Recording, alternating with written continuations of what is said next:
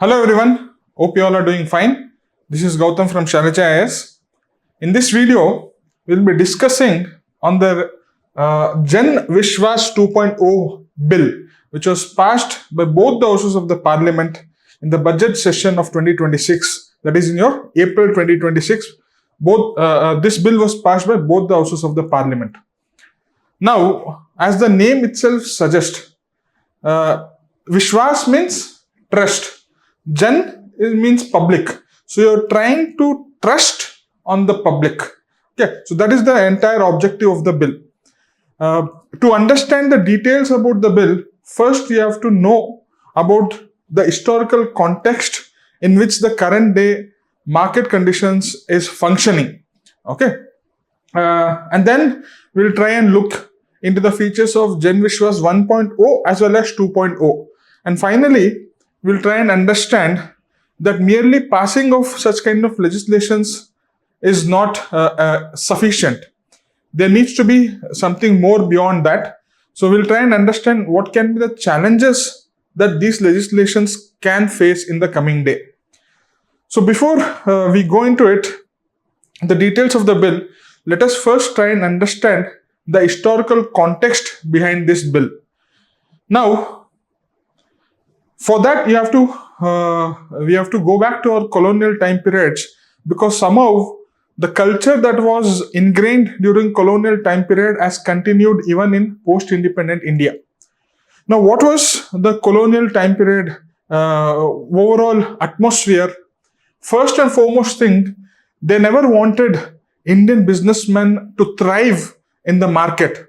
Right? So that was the intention itself was bad. The intention itself was to somehow stop the growth of Indian businessmen. So first thing is intention was to stunt the growth of Indian business.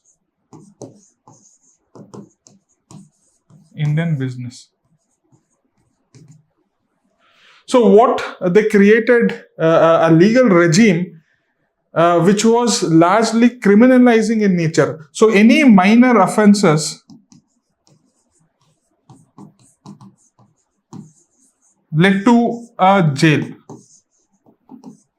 Okay, suppose you are not submitting a particular report or particular compliance report, if you are not registering on the time period, if you are not getting the required procedures to be followed, you will be considered as a criminal, and there is always a fear that you will be put behind the bars.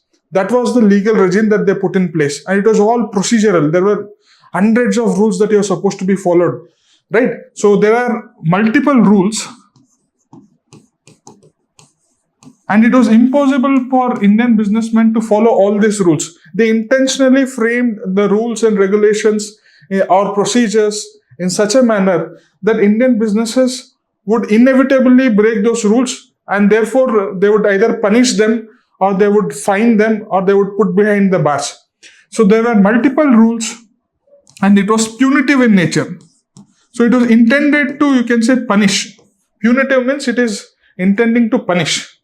Okay, and there were multiple, you can say, rules where even for minor offenses, you could end up in jail. Okay, so you could end up in jail. So this created something called as your Inspector Raj. Inspector Raj. So every now and then, the British colonial officials used to come. They used to inspect whether you're following all the multiple rules and regulations.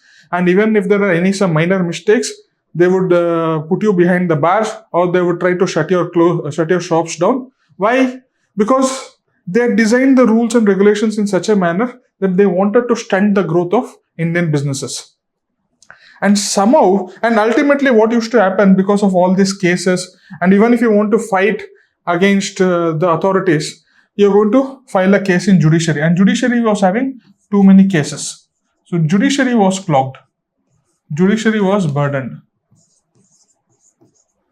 So you clearly understand what is happening. The intention is to stunt the growth of Indian businesses.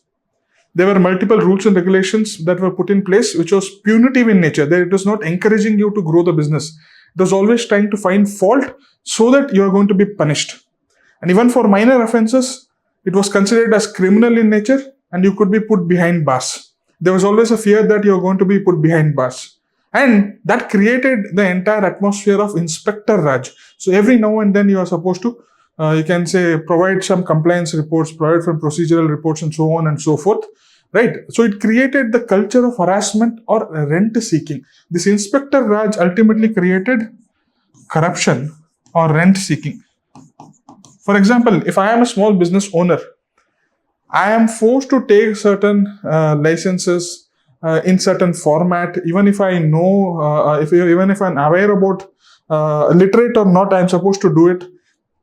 I'm supposed to get approval from so many authorities. If I don't do it, there is a high possibility that my shop is going to be shut down. So instead of running from pillar to post, instead of trying to be very honest and trying to follow all the 100% of the rules, what I'll try and do, I'll try and bribe the inspector so that he allows me to keep running my business for some period of time, right? And this cycle used to continue. Even now, if you go in your any city neighborhood, there'll always be street vendors.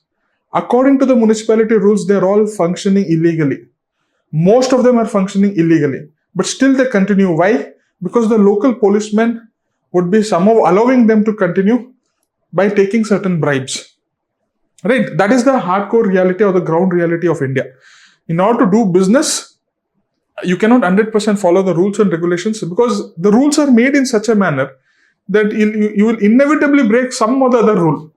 The intention of the rule making is that person will not be able to follow, he will inevitably break a rule, so he will be punished. So in order to escape the punishment, you bribe the officer. So the entire system itself, the Inspector Raj system itself, is designed to extract money, to extract bribes from businessmen. So ultimately what used to happen, so people used to say, doing business is too much of headache.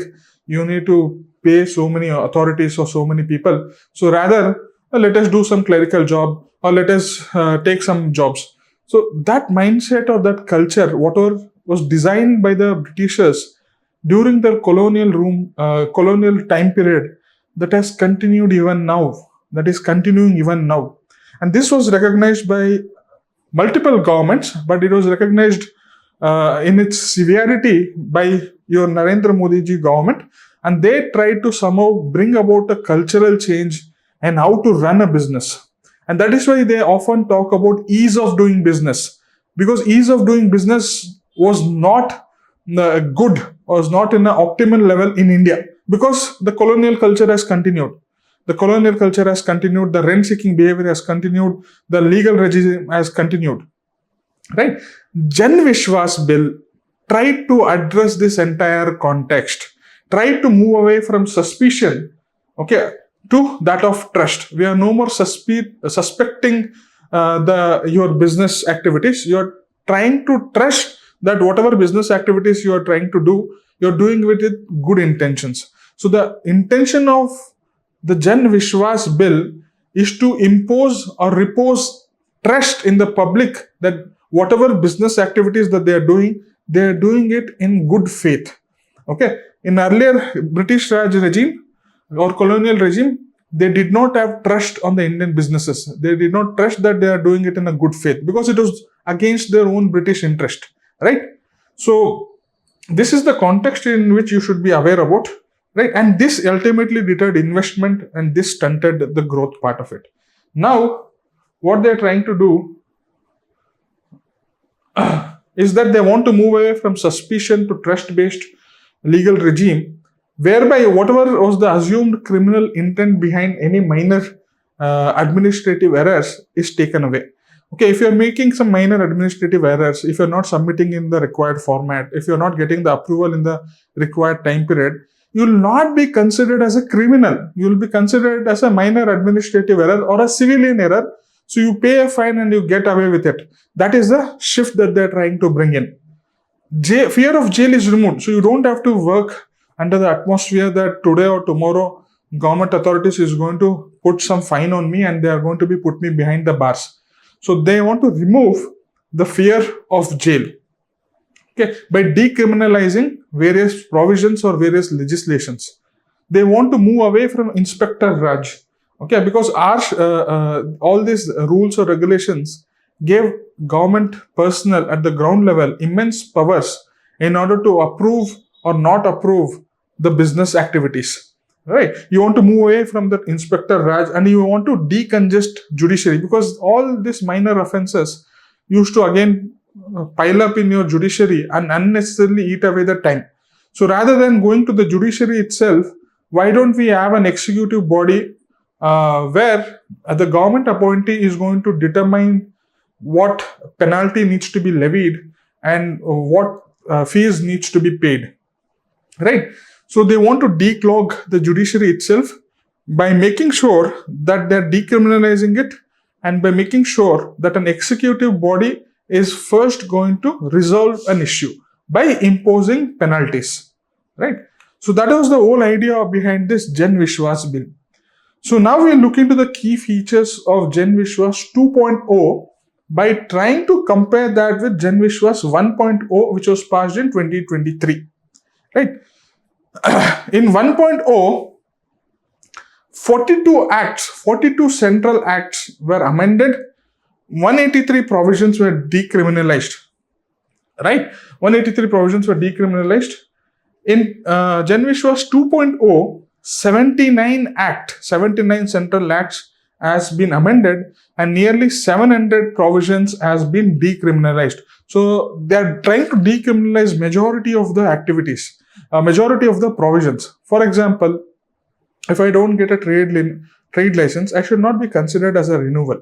I should not be considered as a criminal. Rather, I should be given a what? I should be imposed a penalty, and then whatever is the normal activity to be continued, it has to be allowed to continue. Okay, so that is what is the scale of the reform that the Jan Vishwas 2.0 is trying to achieve. Okay, for example, even now, if you're not, I'll give you one simple example. If you're not wearing an helmet, or if you're not complying with the number plate standards that you're supposed to follow for your vehicles, they are now imposing fines. But it should not be the case that you are considered as a criminal and put behind the bars. No. In many of the business activities, to get these audit reports, to get these compliance reports, to get these renewal procedures is very complicated. And if any minor violations used to occur, it was considered as criminal activity. But now they're trying to amend all these provisions and make sure that they are no more criminal in nature. Is that fine? So for minor offenses, the criminalization of the violations has been removed. Right. Next. In the primary objective of Jan Vishwas 1.0 was ease of doing business via decriminalization, as I told you in the beginning itself. In Jan Vishwas 2.0, the objective is to, along with ease of doing business, it is about ease of living and graduated responses. So they are not only restricting that to business community, they want to say that we want to add another layer with regard to ease of living for the business owners and also for the consumers part of, right? So that is the primary objective. And what do you mean by graded response? Earlier, your adjudicating officer used to impose penalties. You didn't get a trade license renewal, then earlier it was criminal intent. You were liable to put behind the bars. Now they're saying that we are going to impose penalties. There will be adjudicating officers. Rather than going to the court, we ourselves, there are going to be certain officers and they are going to impose penalties. Now in Jan Vishwas 2.0, they're saying that, see, for even the first time offender, you're imposing penalty. For the 10th time offender also, you're imposing penalty. Rather, you go for a graduated response or graded response. What do you mean to say? If there is an adjudicating officer, if the person has committed violation, or if the person is not following the rules for the first time, then you should be given a warning. If he is again continuing to do the same, you should be given notice. Only third or subsequent times you can impose a fine. In Jan Vishwas 1.4, even for the first time, any minor violations, they will be given penalties. They will be levied penalties, right? But in Jan Vishwas 2.0, they are saying graded response. first time warning, second time notice, and third time only they are going to impose penalties. So it is going to further impose trust on the business community, right? Next, the last part of it is your digital trade leap. Earlier, everything was based on physical compliance focus. The focus was on physical compliance. Inspectors used to regularly go there and check for the licenses, check for the approvals, so on and so forth. But now they have moved towards electronic trade documents. They are now getting full legal validity. Okay, you need not have to physically produce your, we can say, trade license or food license. You can even show the electronic copy of such licenses and it will be fully valid. So they are taking the digital leap so that you don't have to again rely on, you can say, physical compliance part of it. So they are trying to move ahead in the direction of reposing trust on the public. That is why Jan Vishwas, right? Now, what are the concerns associated with these two legislations? The first and foremost thing, see, if the government authority is imposing a fine, the wealthy businessman is going to somehow bear it. He'll pay the fine and he'll carry on with his business activities. But maybe a small businessman who is just earning hand to mouth, who is in a much more vulnerable position, he may not be even in a position to pay such kind of fines. Okay, so fine amount also needs to be rationalized is one of the argument that is being made. Second criticism about this is your bureaucrats are acting as judges. They may not have the complete knowledge or they may not be trained enough to adjudicate and impose penalties. That is actually the work of judiciary. So they're saying that executive is now working into the domain of the judiciary. That is one of the criticism, right? Another big concern with regard to this bill is that some of these corporates can intentionally violate certain safety protocols because they know that whenever such violations are brought to the notice of the government, they can just pay fines and get away with it. So they are fully aware that even if they violate certain rules and regulations, they are going to get away with it by paying some fines, which is going to be much more lower compared to the violations scope. So corporate accountability is going to get diluted if we continue on this path. So the only way to rectify this is to make sure that the whatever the penalties that you're levying, is it being violated consecutively, and if at all it is being violated consecutively, what is the intention behind it? And if the intention is that they want to escape accountability, then a harsher punishment needs to be given, right? So that is one of the concern. And the last and the most important concern is, no matter you bring in all kind of legislations at the union parliament level or at the central level, ultimately it is at the ground level inspectors, it is at the ground level government authorities who can actually be the change agent. If they continue with the same colonial mindset of rent-seeking behavior, trying to find out some small minor violations, obviously whatever was the intention behind this Jan Vishwas bill will not be translated at a ground level. So state level legislations also needs to be brought in, and state level cultural change needs to be brought in order to actually make such kind of legislations effective, in order to actually improve the ease of doing business in India, in order to actually attract investment and boost growth in India.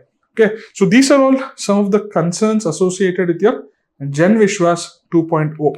Now let us look into the question.